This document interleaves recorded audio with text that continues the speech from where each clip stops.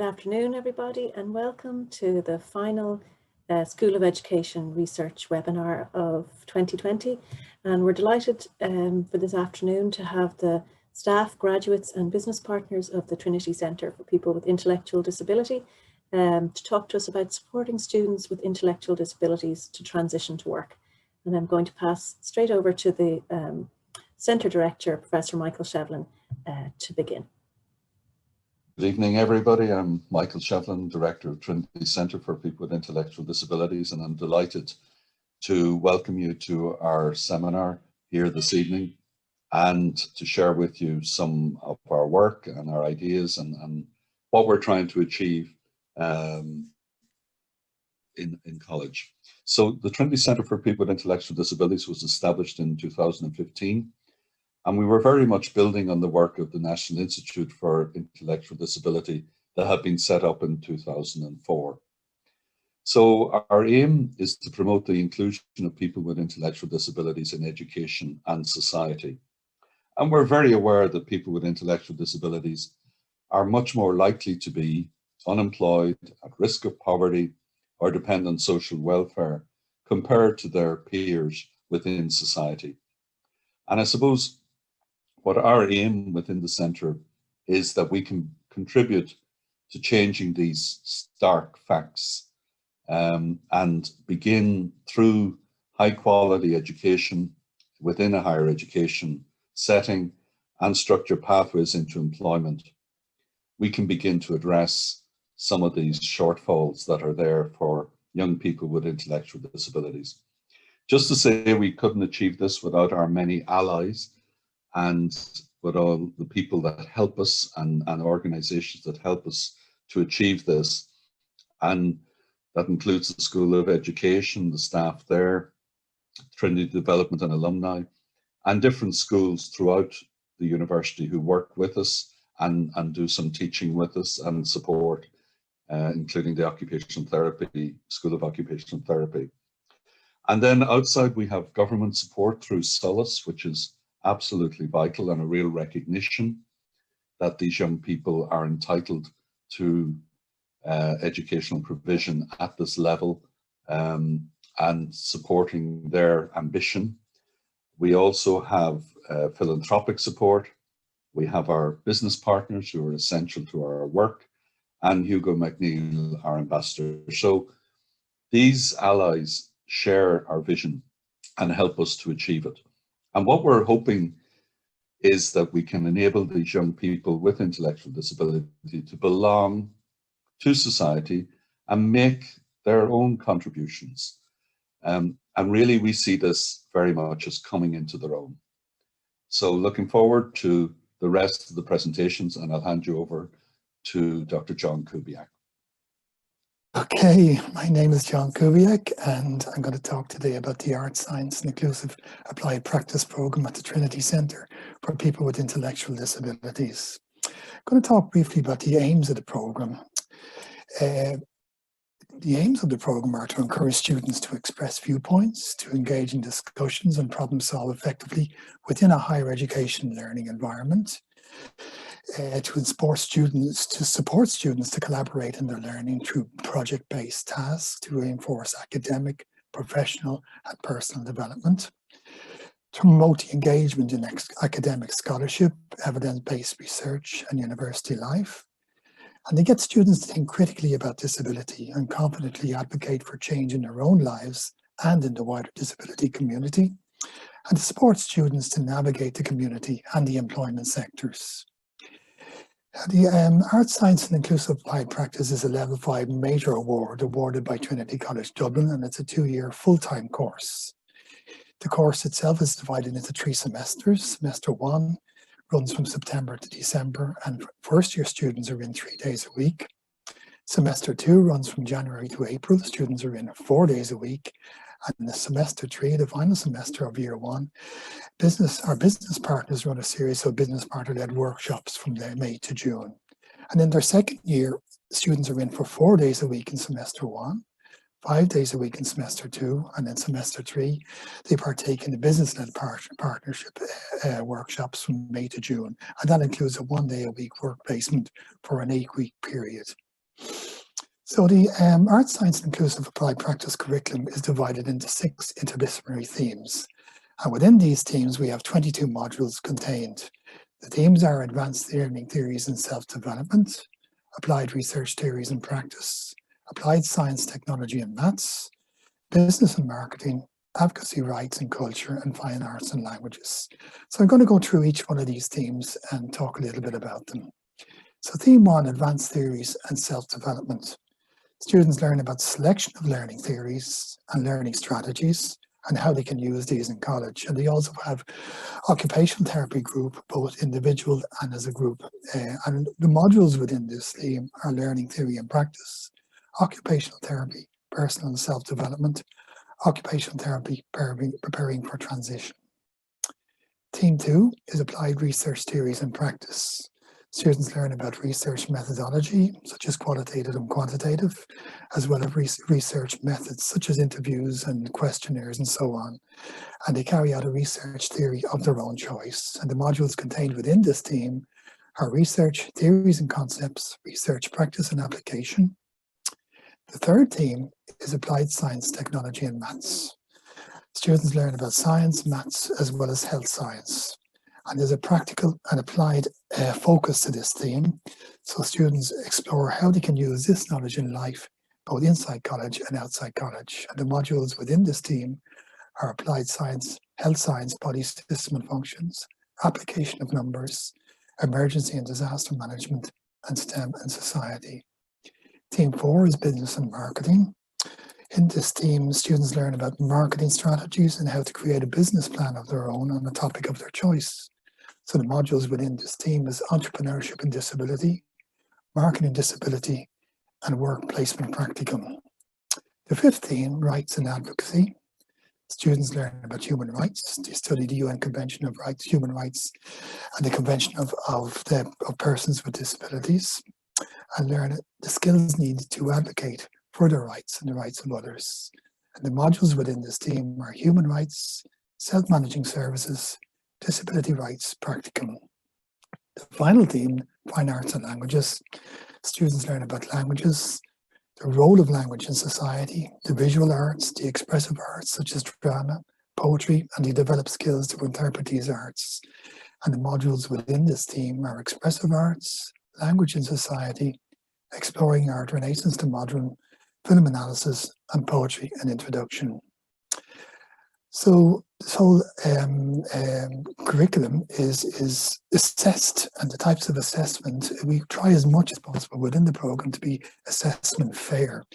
And what I mean by that is for students to choose their assessments and the type of assessments that I suppose focuses on their own strengths. And these can include written assignments, keeping a reflective journal, group projects, PowerPoint presentations, the use of mind maps as well, quizzes, portfolios, and students are also assessed on their participation in class, and that includes an active participation. So the curriculum is informed by the vision of the Trinity Centre, which is to promote the inclusion of people with intellectual disabilities into mainstream society through education, research, and pathways. I'm going to hand over to my colleague Des. Thanks very much, John. My name is Des Austin. I'm the National and Schools Coordinator in the Centre. Just to give a bit of context to my role, so in March 2018, the Centre were recruiting for a National and Schools Coordinator to establish a national forum designed to support existing and future higher education providers for people with intellectual disabilities. And secondly, to enable the development of a pathway from secondary education to higher education for students with intellectual disabilities. One of the first tasks of my role then was to map out what higher education providers were offering courses for people with intellectual disabilities. And since then, we've been keeping a track of those courses.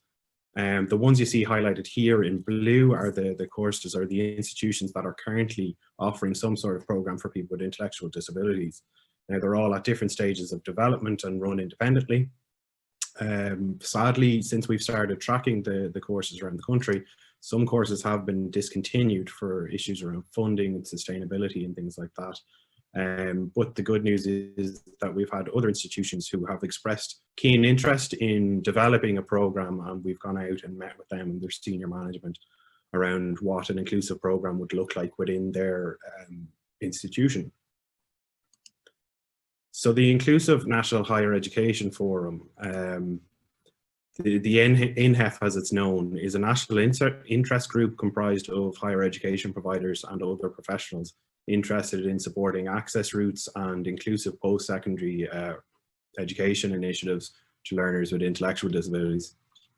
The mission of the INHEF is to provide a collaborative space for consultation between providers with a view to driving strategic developments, informing the policy debates, building capacity within higher education institutions to establish and deliver education programs for people with intellectual disabilities.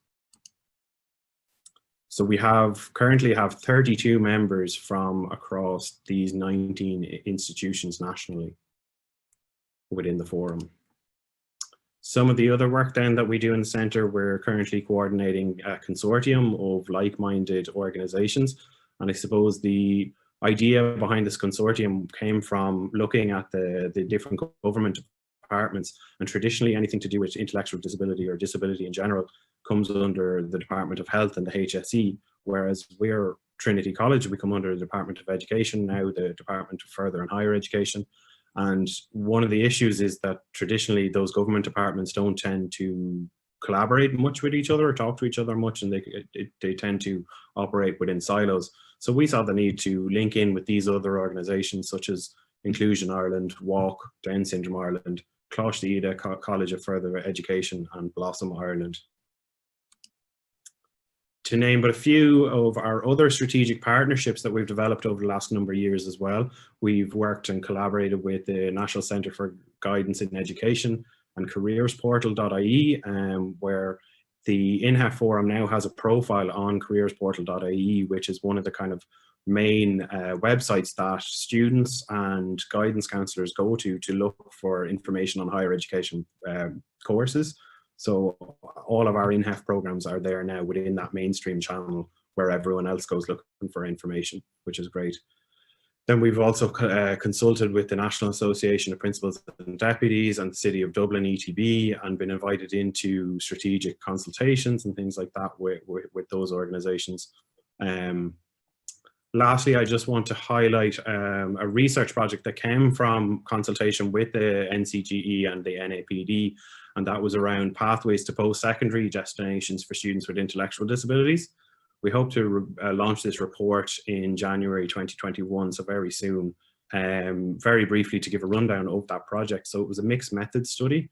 In phase one, we conducted a national survey of school principals. That went out to all the mainstream school principals around Ireland. And then in phase two, we conducted qualitative interviews with school faculty, which consisted of special educational needs coordinators and guidance counsellors. And we were looking at their perspective of the extent to which students with intellectual disabilities are academically and socially prepared for life after school. So today's webinar, we're really looking at the transition into work, whereas this research is going on the opposite end. It's looking at that transition from school and where do students go when they finish school. So some of the key findings very quickly before I hand over to my colleague Barbara. Under the attitudes towards inclusion, we found that the guidance counsellors tended to have an equality focused approach towards their guidance provision and used an open door policy, which was the same for students with or without disabilities, whereas the special educational needs coordinators had an equity focused approach to their work, which meant that they valued individualised supports within the school. And I suppose the issue here lies with equality assumes that everyone is starting from a level playing field, whereas equity is recognising that the starting line is not equal for some people and trying to level that playing field. Sorry. Under capacity and identity, then we were really looking at our participants' capacity to promote an inclusive agenda in their school. Often we found that this was dictated by the overall school ethos, whether they had an inclusive ethos or a reputation for inclusion. It was also dictated by the social class and the social setting of the school, and also the school leaders, so the principals and the deputies, and their experience of inclusion or special educational needs. And then lastly, under barriers and enablers to transitions, one of the key findings that we found in this study was that we need to define the professional roles. The role of the special needs coordinator is becoming increasingly professional with more and more admin duties. And often this is extending to transition planning and making decisions with these students that are life-changing decisions really for their post-school life. The personal nature of the special educational needs role meant that they found it very hard to relinquish responsibility to other staff. On the other side of that then, the role of the guidance counsellor has been cut in recent years, and guidance counsellors are now teaching more and more mainstream classes, and they have very little time for mainstream guidance support, not to mention students with additional needs or atypical kind of post-school destinations. So a lot of the focus is on the Leaving Cert certificate and the points to get into higher education. The guidance counsellors in this study weren't actively avoiding support for students with intellectual disabilities, but felt that the special needs coordinator would be better positioned to advise them on disability supports for after school. As I said, that report is hopefully going to be launched in January 2021. I'd like to hand over now to my colleague Barbara, who is the Senior Occupational Therapist within the Centre. Thank you, Des. So I'll just set up the screen here.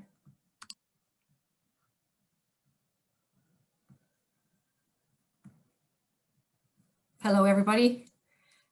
So today I would like to present some findings or feedback findings from a group that myself and my colleague Iara have set up to support our students transitioning into and through university this year. And before I start talking about transition, I would like to highlight that Trinity recognises that transition and support with transition is important for all students, and all students are available to support that transition into university. Oh yeah, sorry, my internet connection. I'd just like to highlight that the Trinity Career Service had linked in Sarah Jones from Trinity Career Service had linked in this year and provided 2 workshops for our students on careers and CV development. I also would like to highlight the Disability Services, which offers a wealth of information and support to all students with disabilities who come to Trinity College and register with the service. So if we move on to talk about occupational therapy. So occupational therapy or occupational therapists have been a part of the disability service within Trinity College since 2006, I believe. And when Michael mentioned that this course, the Art Science and Inclusive Applied Practice course and the Trinity Centre for People with Disability was launched in 2015. So on development of the course, it was recognised that students with an intellectual disability would require a higher level of support. So occupational therapy was embedded into the course to support those needs. So one of the things we wanted to focus on this year with the group coming in, recognising that COVID-19 has had a huge impact on everyone, and that all students coming in, a lot of students had some blended learning, but for our students, it was all going to be based online, which had then removed them from the university and the opportunity to engage in some social engagement within the campus.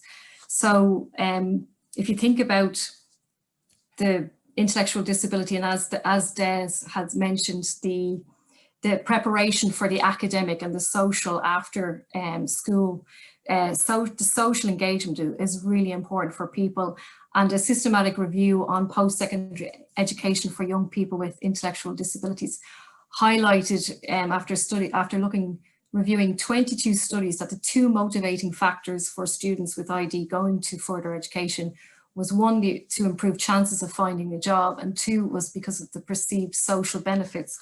They wanted an opportunity to make friends, and they also wanted an opportunity to make friends with people who did not have disabilities.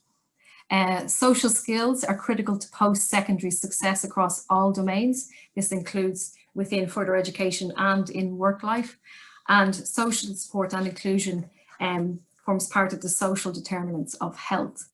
So what we did was we set up what's called a virtual cafe, and the aims were to facilitate online social engagement and interaction with peers from Trinity College, and to facilitate the development of social communication skills with peers within university. And we were able to do this in collaboration with the School of Occupational Therapy. The objectives were to set up 2 virtual cafe groups per week to last up to an hour. The groups were going to be facilitated on Zoom, where they could avail of breakout rooms. And the groups were going to consist of students from our course, that's first and second year students, graduates from the course, along with first year occupational therapy students.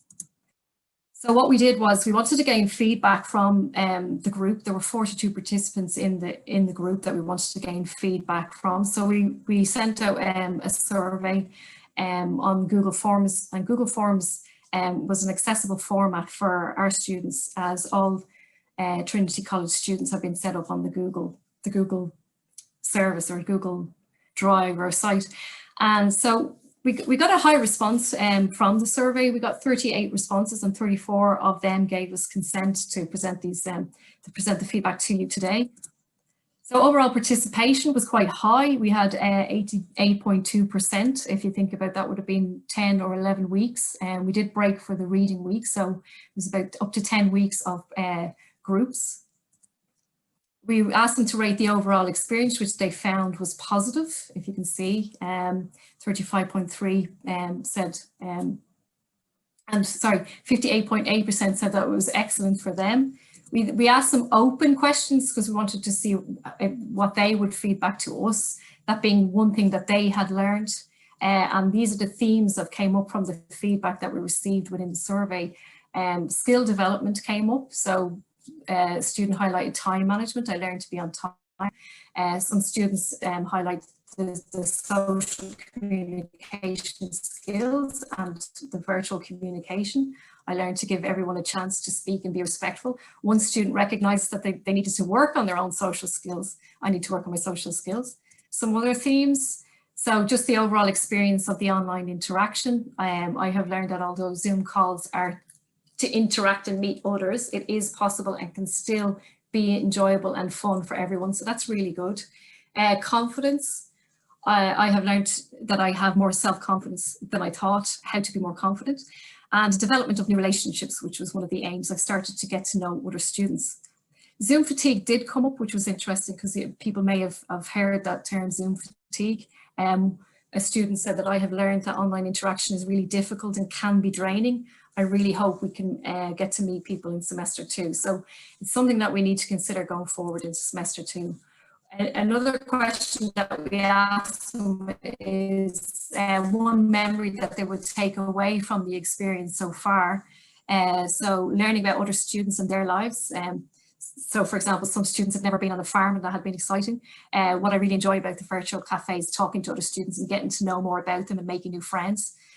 Just getting to know each other. And then the overall social engagement that it offered, where different topics came up within the discussions, such as speaking French, doing riddles and singing. A favourite moment overall, so that we throughout the semester it was predominantly discussion-based groups, and we did 1 week set up quizzes, and that was with students themselves who set up the quiz, and that really stood out in the feedback that we got. So it just highlighted the importance of an activity or some sort of activity within the groups that was really enjoyable for the students, and then meeting people, so meeting new people. Yeah, and getting to know other students on a personal level. So we did ask as well, given there's 42 and that's sometimes that's divided into 2, we wanted to know what the optimal number is, or what they felt the optimal number would be for a social group. And the majority said 5. So 5 in a breakout room is the ideal number that came back to us, or the majority. So what we've learned is that overall most participants have chosen 5 as the ideal number to have in a Zoom room at any one time for a social group.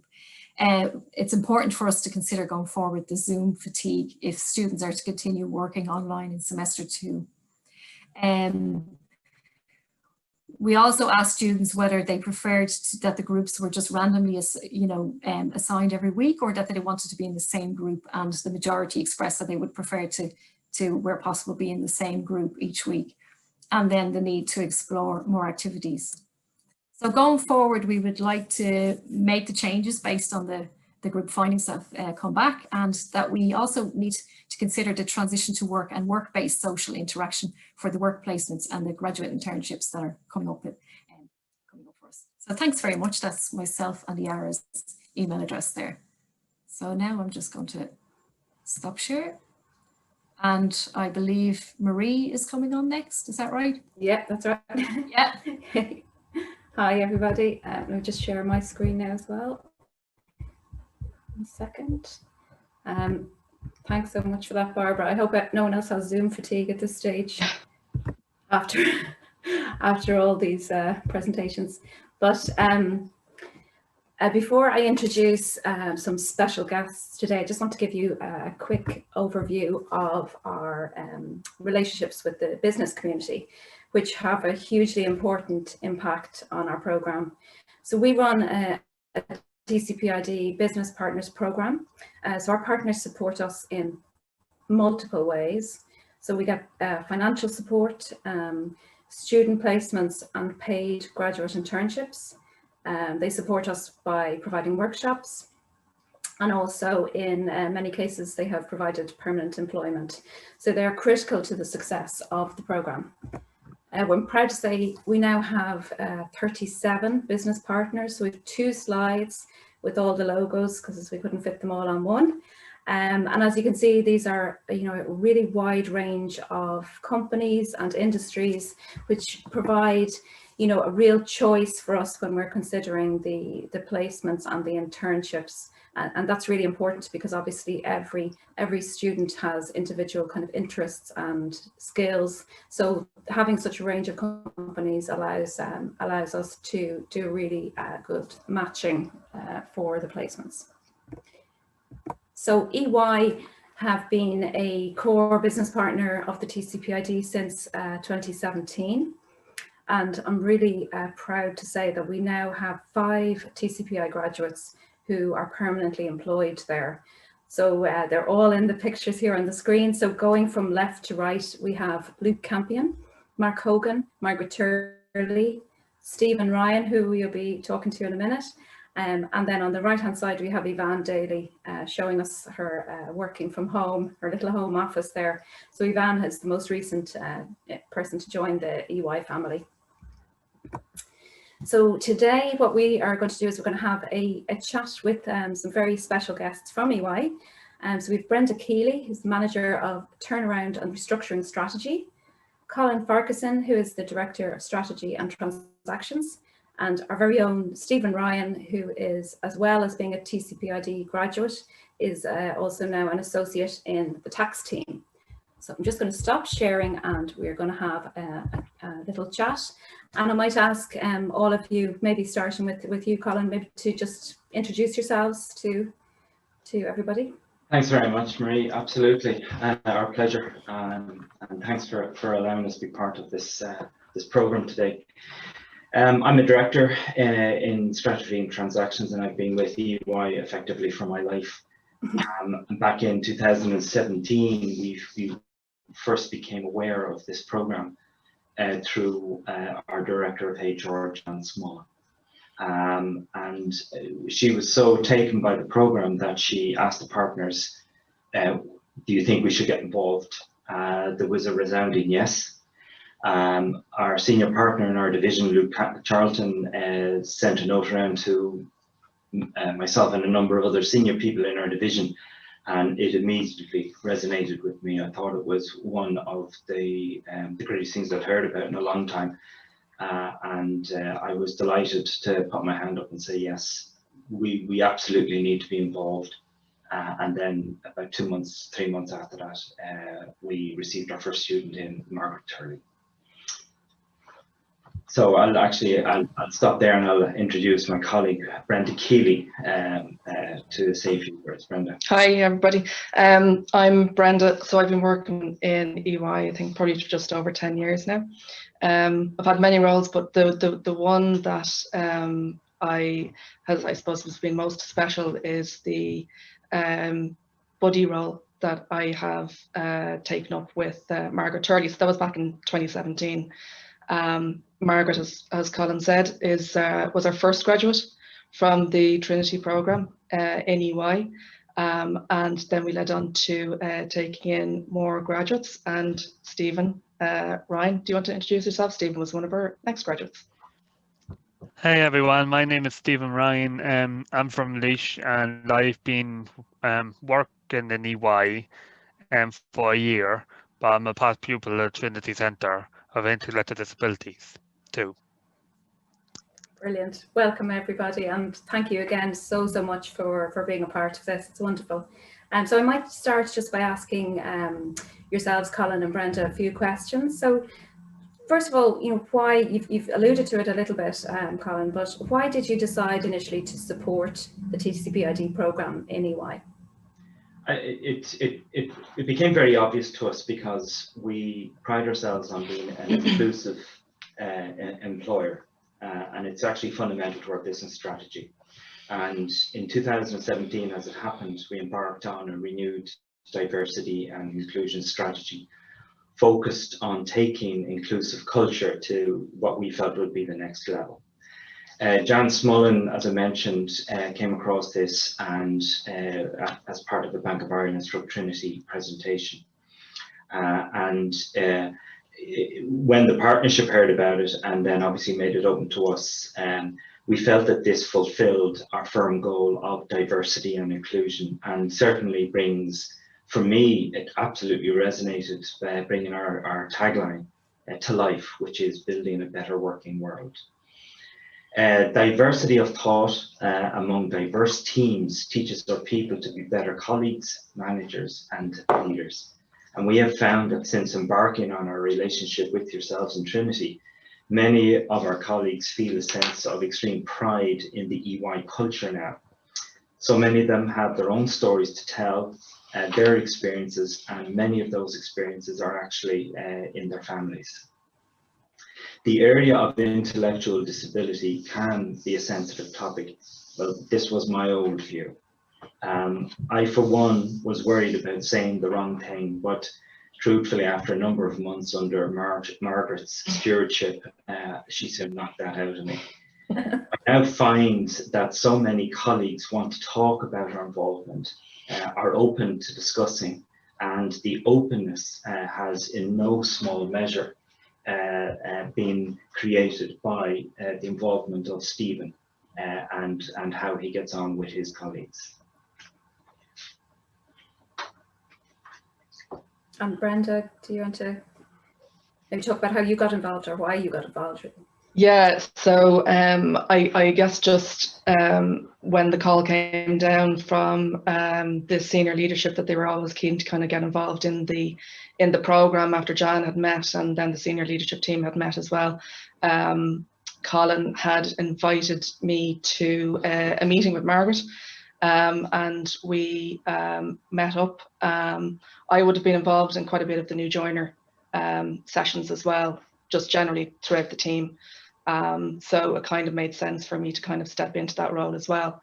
Yeah, so that was just, met Margaret, met the team, was keen to get involved, met you guys, and it just like the right fit. So yeah.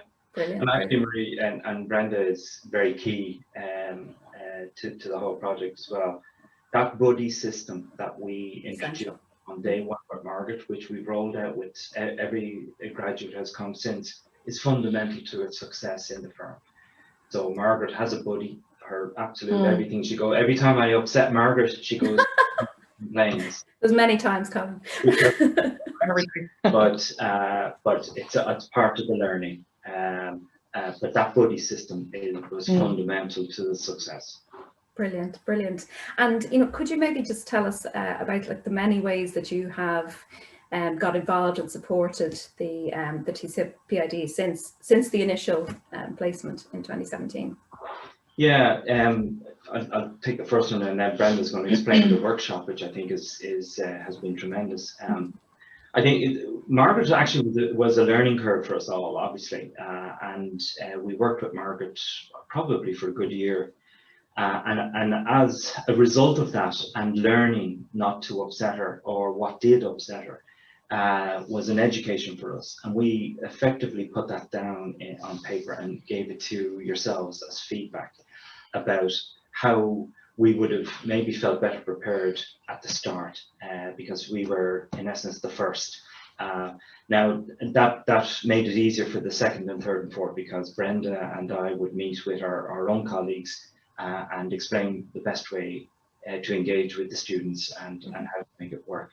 So we've also and learned more from it. We've been partnered with you and gone to your workshops, which we have always found very interesting. Your science projects from the students every year, leading breakout groups and meeting up with potential employers has in itself been very beneficial even to us, because it reinforces you know, what we did and what works. So we have found that all these steps are invaluable in developing our partnership with you and with Trinity. Brenda, you might just explain the workshop, would you? Yeah, sure. Yeah. I mean, you know, leading on from the first year with Margaret, I suppose Colin and I, over that time, we had lots of conversations about, you know, really what we could do more to contribute to the program itself. And with the idea and the notion that we were keen to kind of bring in other placements, we were fielding questions from the teams within EY about, you know, how do we get involved? How do we do this? So I guess what we considered was, and obviously I built on the experience that we had from Margaret, how much we learned from Margaret, and, you know, the transition, her transition within the workplace environment. We thought that, you know, setting up a series of workshops, introducing the graduates to a workplace environment would be of benefit. And I suppose after discussing with yourself, Marie, and with Barbara as well, about the topics, we covered a range of topics, day one, week one tasks, you know, kind of taking a photo of swipe cards, workwear, laptops, you know, discussing kind of employment contracts and employment rights, impact on disability allowance, getting a pay slip, paying taxes, last bit. Yeah, how to budget, you know, get your pay slip, how to budget, and obviously the most recent one, you know, kind of coming into an office with COVID restrictions and COVID limitations and all that. So the workshops, obviously discussing with yourselves and taking the guidance from yourself and Barbara. The workshops were aimed at the year 2 graduates before they begin their work placements. And I guess really kind of the idea was that hopefully it would bridge that slight gap and maybe take away some of the fear of going into an office, whereas some of the students may not have been into an office before. You know, and kind of giving that introduction into whatever company that they go to going forward. Brilliant, fantastic. And could I just ask you quickly, you know, what has been the impact of the partnership within EY, within your teams, and maybe within some other teams as well? Yeah, I mean, in short, it's been hugely positive. I mean, there's so many uplifting stories to be taken away. You know, one of the team, Luke, works part-time on a Thursday. He works within one of the other teams. And it's the genuine feedback, and so many people have fed it back then. When Luke arrives, when he arrives into the office, he's just so happy to be there. He literally lifts everyone's spirits. You know, it's their favorite day of the week. He'll arrive into reception. Reception will give him a riddle, and by the time he gets to the 3rd floor, he has it solved. You know, and I guess the partnership as well, it's just opened up so many conversations, just for whatever reason people may not have had those conversations previously. You know, there's another colleague that has, you know, sitting beside one of her own colleagues, and we're discussing about the partnership, what it involved. There was a new grad coming in, and the other colleague then said, you know, well, yeah, I've got a family member that's living with Down syndrome. So, you know, it's created awareness, it's created understanding, and it's just a general good feeling of positivity as well. Yeah, it's been so well received, Marie, actually, and Margaret was only with us about a week, and she was sitting right beside me in a desk, and one of our colleagues came over and sat at the desk with her and chatted for about 20 minutes. And I was quite taken by this, and when Julie left and went back to work, I said to Margaret, well, what's the story here?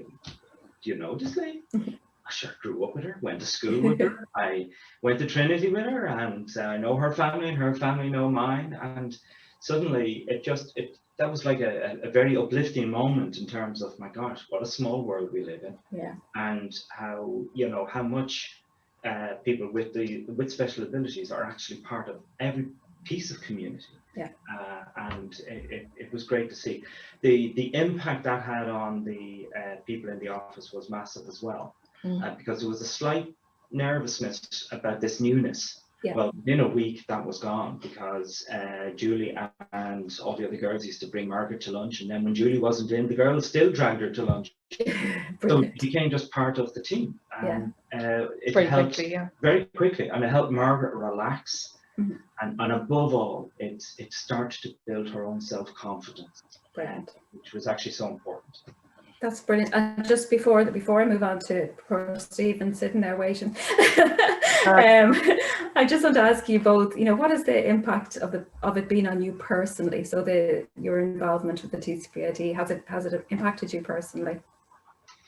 I mean, yeah, of course, I think it's hard not to impact you personally. I think it's made me a better person. You know, it's just, I suppose, kind of if just to realize how a little bit of patience, a little bit of kindness can be so impactful in someone's day, and I suppose kind of be a source of encouragement for the graduate. You know, the graduate can achieve anything, you know, and you're so proud of them when they actually do reach that goal, and they see, you know, you see the confidence grow every week. Yeah. So it's really lovely to watch. So yeah, that for me, that would be mine. A quick story might be best for me, because the fog for me has been lifted. I was probably guilty of my, you know, preconceived conceptions as to what people were able for and whatever.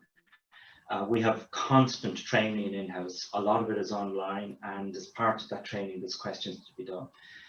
We were concerned Margaret wouldn't be able to, you know, get through them, and we were hoping to maybe get a dispensation. There was none coming. So we agreed we'd sit with Margaret and get through the training.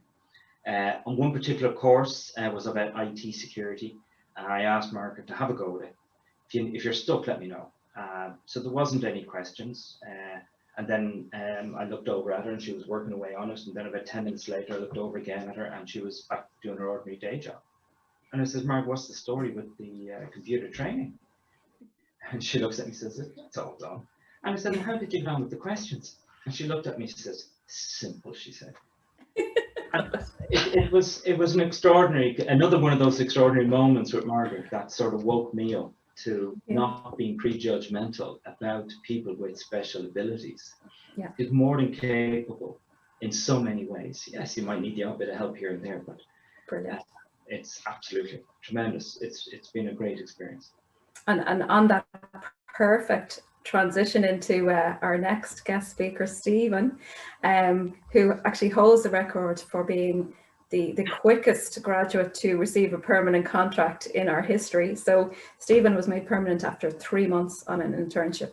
But Stephen, thanks a million for doing this today. I wonder if you could maybe just give us a little bit of background about yourself and about why you came to Trinity. Yes, of course. Thanks, Marie. Yeah, like my name is Stephen Ryan, and I come from Laois. And the reason why I joined Trinity was because I didn't know a course like this actually existed.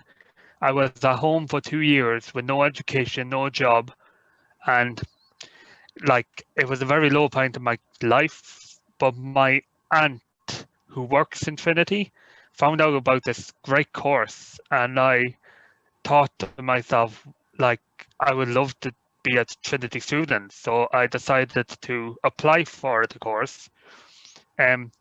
Although I was a little late with the actual application, and my aunt said that if we got everything gathered together and brought and gave to her, she'll bring it to the office the next morning and give it in.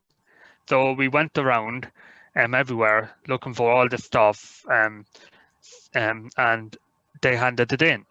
The next day, I got an interview for the course, and then my train was an hour and a half late because it broke down on the way to there.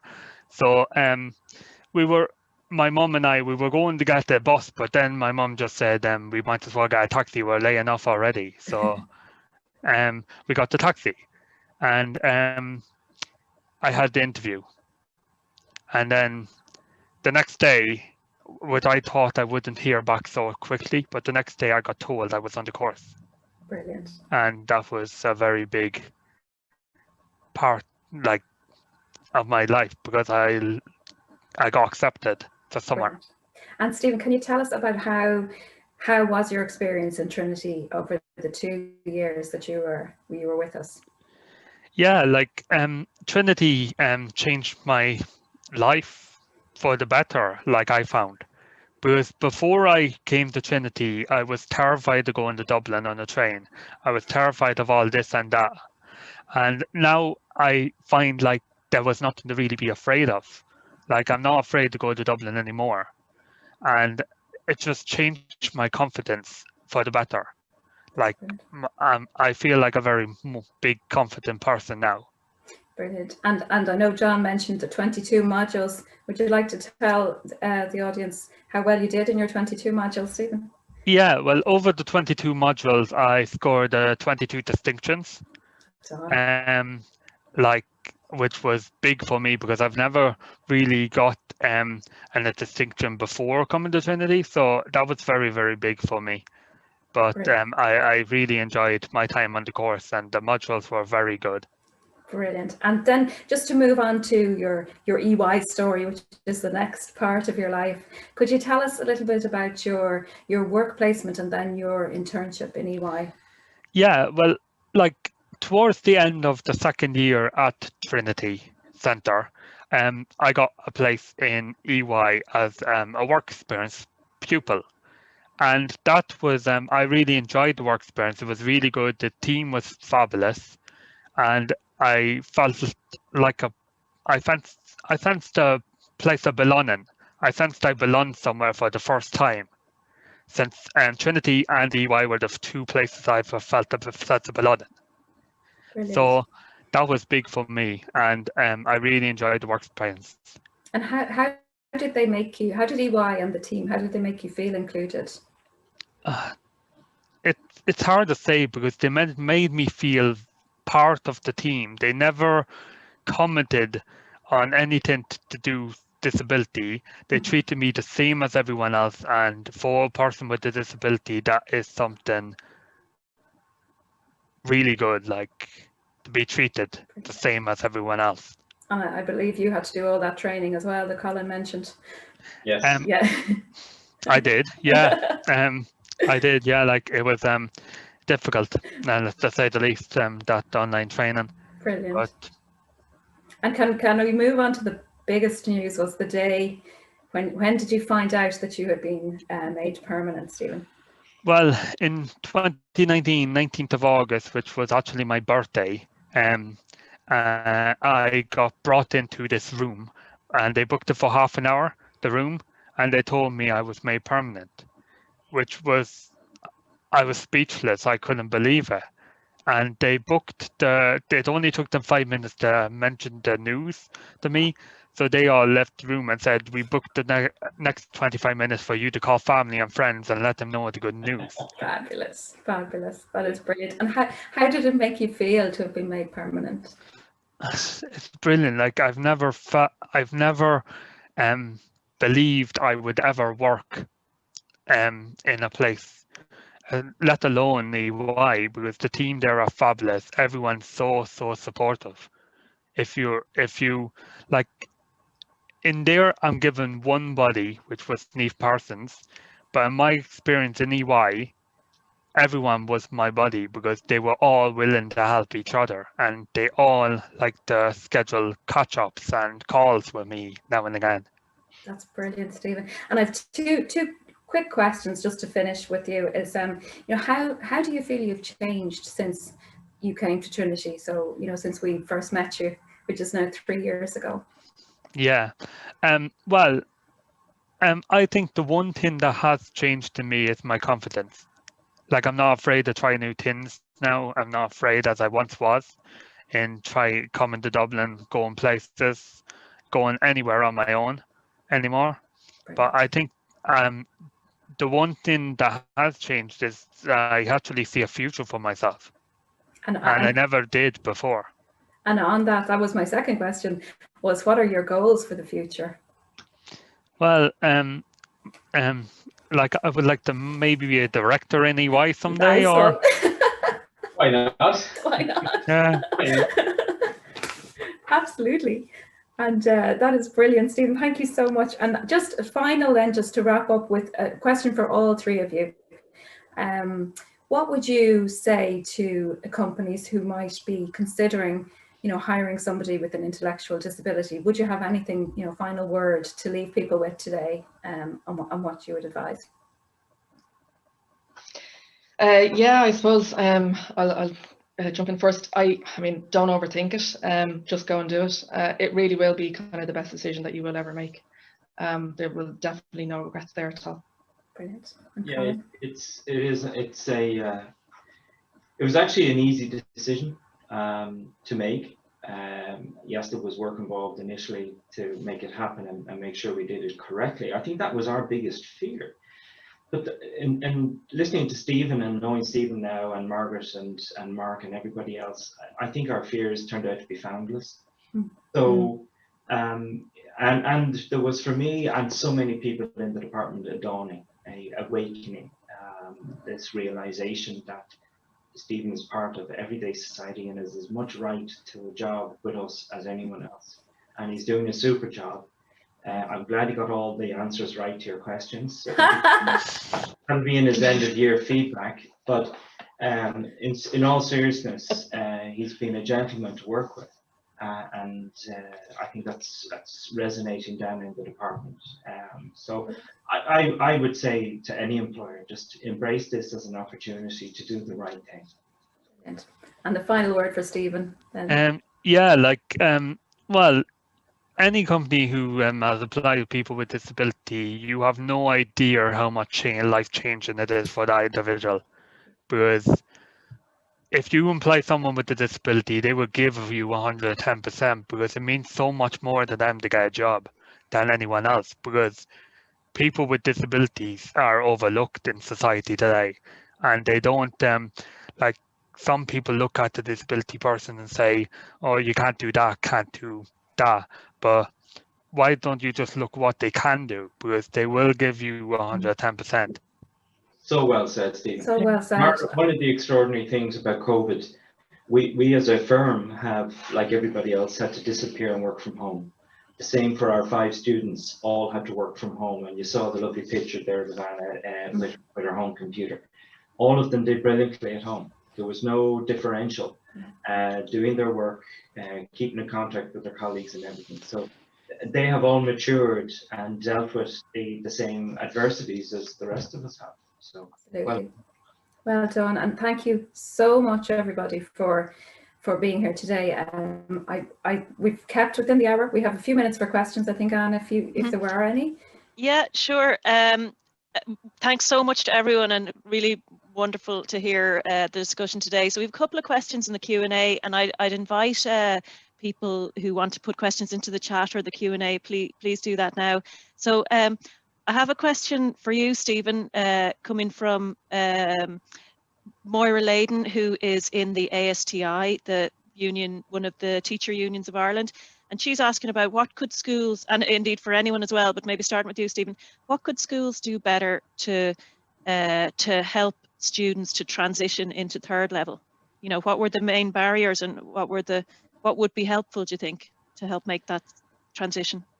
Well, I thought the course in Trinity actually at the moment, I thought the occupational therapy was very helpful, because it's allowing, like, they set you like goals of doing stuff, and it really is helpful to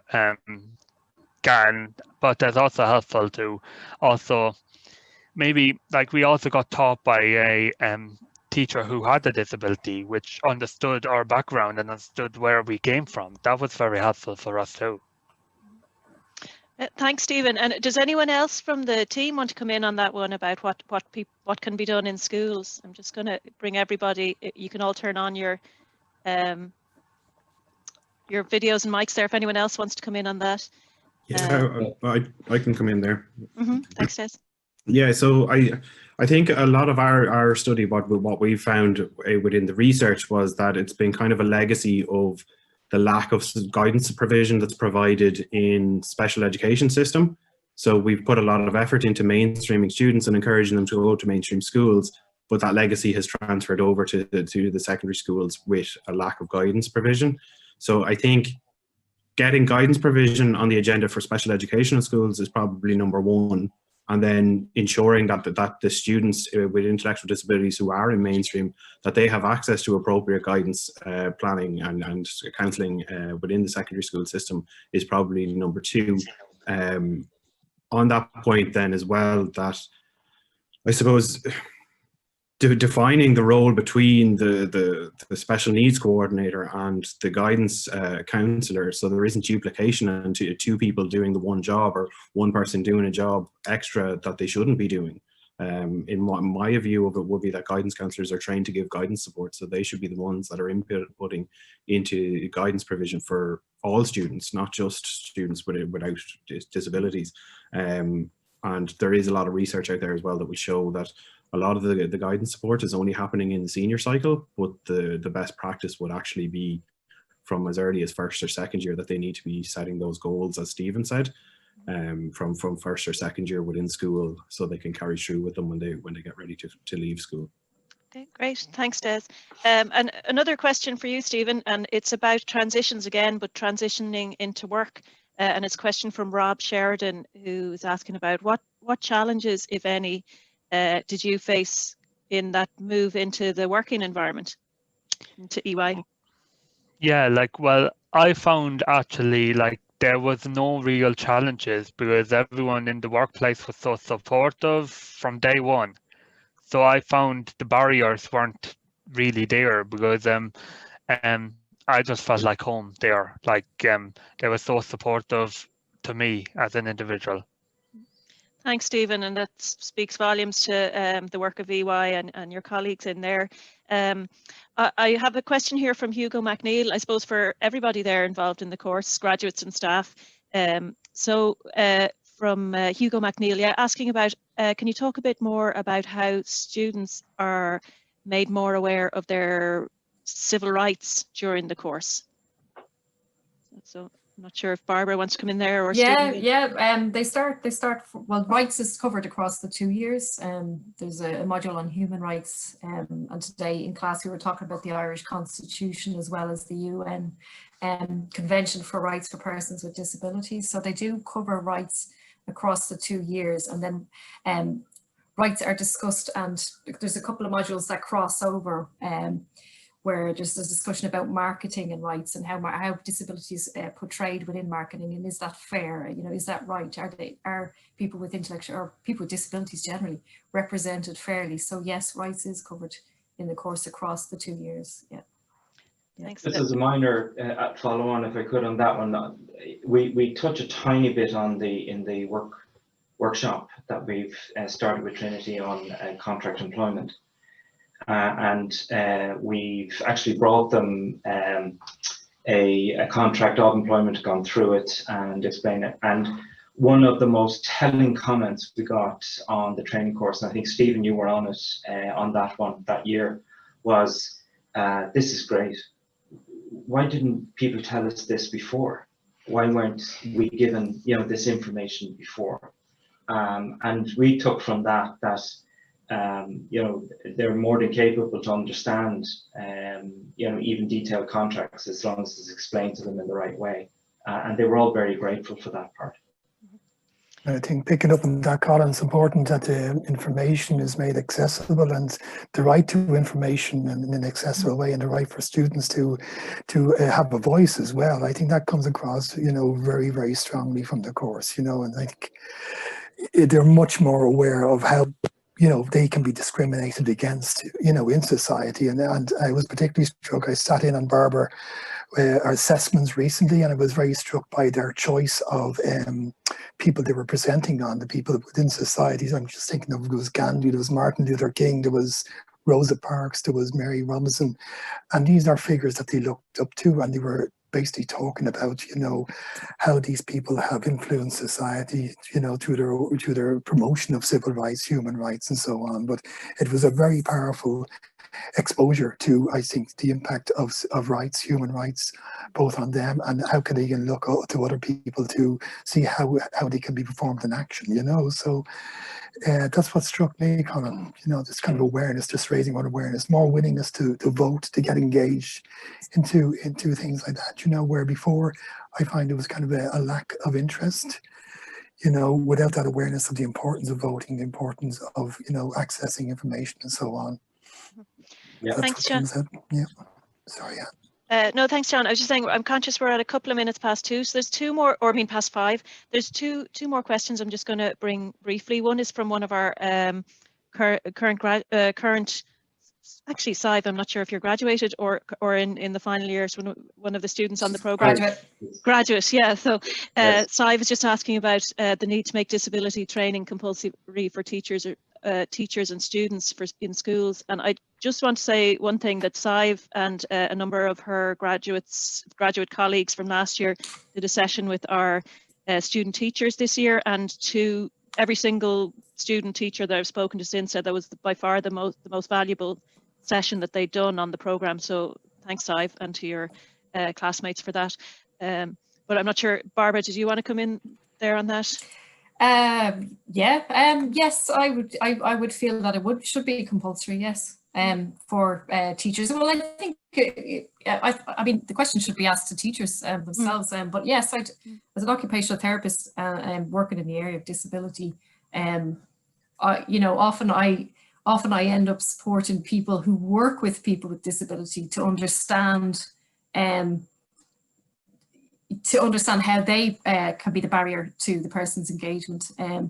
And sometimes it is a lack of awareness of disability and understanding, or lack of understanding of disability. So I do agree, Sive, that it should be rolled out, and there should be training offered to teachers and students on disability. Yeah. And I suppose we have Michael Shetlin here, who has been working in the field with teachers, but maybe it's just a question of the scale or the volume or the amount of space there is for that training, maybe. Well, I think with any of these things, it just has to be in every aspect of the course. I don't think you just confine it to, well, we do a little bit on disability rights. I think it's about how do you include everybody, and then make people aware that sometimes unconsciously they exclude people, or we make assumptions. And again, a lot of what the discussion today has been around about not making assumptions about ability, but actually looking at the person. And I think every child in every school should have an individual plan. And I think this shouldn't be just confined to children that are seen as having been different. And I think this way, when we begin to think inclusively, we begin to change the mindsets, and things then that are seen as massive barriers are actually transformed in a way. So I would see that in everything, whether it's the marketing, whether it's your business, whatever you're doing, have an awareness of how people can be included really is the key. Thanks, Michael. So I'm going to leave the last one, the last question, just to Marie, because it's kind of for a follow-up for who. It's from Deirdre Bonner, who's a lecturer in TU Dublin, and she's asking about what would you advise when making contact with a company to propose a partnership, and how do you encourage companies to get involved? And I think we can see the value of that, but Marie, as business coordinator, you might answer that. Yeah, so I mean, the great thing now is that we have companies coming to us now who have heard about the experience of other companies. So it's kind of filtering through, and thanks to colleagues like Brenda and Colin who kind of speak about it from a company point of view. I think it's very, very important, you know, that we have the two-pronged approach when we're dealing with businesses. So, you know, we can help support from Trinity, but having the kind of the peer support from other companies helping with the starting blocks and sort of the structures to put in place, and that's something that's proved really, really valuable. And I think, you know, the more companies that kind of open their doors and kind of include everybody, the better. And it is such a, you know, I think Brenda and Colin can attest to this, that it is such an easy thing to do. Once you, as Brenda said, just do it, just kind of jump in, and you know, we'll support you all the way, and our other business partners will also support all the way. And you know, the more commonplace it becomes, the better. Absolutely, totally agree. Okay, so I'm going to draw the session today to a close, and just to say that there's a couple more questions in the chat, and we might try and get back, or you could certainly email us and we'd respond. I know the TCPID Centre would respond on those if you have particular questions. But lots of people saying fantastic to hear about the work going on, and Stephen, I think you get the prize as the best speaker, so thanks for that. Thanks to everybody for a really interesting session today, and congratulations on all the work.